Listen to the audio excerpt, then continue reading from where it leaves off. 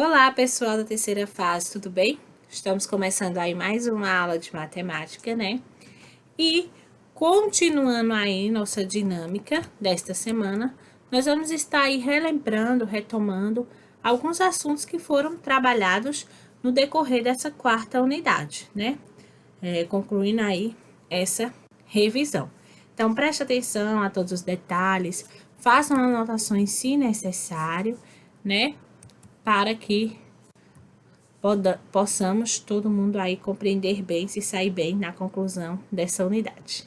A primeira questão que eu trouxe para a aula de hoje é essa daqui, né? Bem contextualizada, vamos ler com atenção. Ela diz assim: para a realização de um jogo de perguntas e respostas, o professor de Rosana levou os alunos até o pátio da escola e combinou que, após a leitura de perguntas, os alunos deviam correr até um sino. Aquele que pegasse o sino teria direito a responder à pergunta. Ok. Letra A. Para a realização desse jogo, é importante que todos fiquem à mesma distância do sino. Por quê? Bom, se a ideia é que todos os alunos tenham a mesma chance de tocar o sino, então todos têm que estar à mesma distância. Se um estiver mais perto ou mais longe, né, eles vão ter vantagens ou desvantagem. Depois ele pede para que a gente escreva, se junte com o colega, né, para organizar uma forma. A gente vai fazer isso em cima do que Rosana diz. Rosana disse assim, ó: vamos desenhar uma circunferência no chão e colocar o sino no centro. Então, onde os alunos vão se posicionar conforme o que Rosana disse. Então, veja, eles vão estar se posicionando sobre o círculo que foi construído e o sino vai estar aqui no centro. Essa maneira, ela se adequa de fato à situação? Então, veja que sim. Quando os alunos sentam sobre esse círculo construído, né, eles estão sentando sobre a circunferência. E a gente viu que todos os pontos dessa circunferência, eles estão à mesma distância do centro. Então, todos os alunos aqui vão ter a mesma vantagem, certo? Próxima questão. A gente viu que a circunferência ela é composta por alguns elementos, como raio, diâmetro e corda.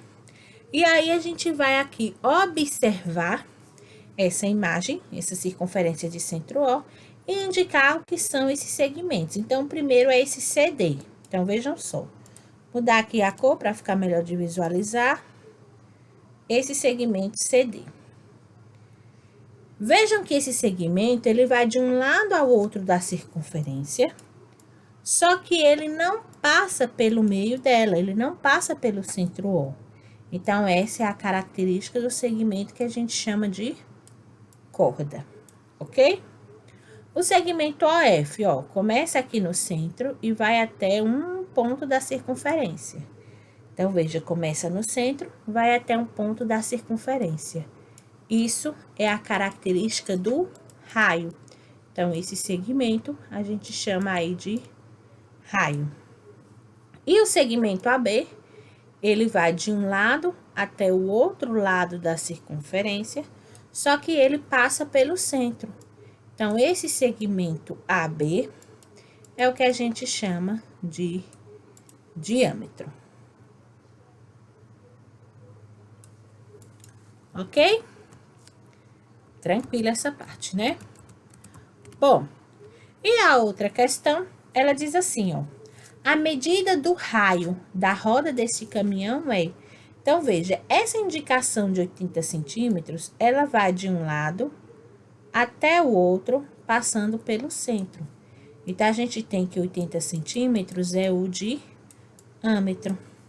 E a gente sabe que a medida do raio, ela é a que vai do centro até um lado da circunferência. E a gente viu nas nossas aulas que o raio, ele divide o diâmetro em 2. Ou a gente pode pensar que o diâmetro, ele é composto por 2 vezes o raio. Então, se eu quero saber o raio, basta eu pegar o diâmetro e dividir por 2. Fazendo aqui o raio, o diâmetro a gente viu que é 80, e dividindo isso por 2, nós vamos ter aí que o raio, ele é 40 centímetros. Então, o raio dessa roda vai ser de 40 centímetros, ok? Bom, pessoal, encerramos essa retomada aqui, né? Falamos bastante aí sobre circunferência, mas vamos continuar, sim, retomando outros assuntos nas próximas aulas. Então, não percam. Até lá!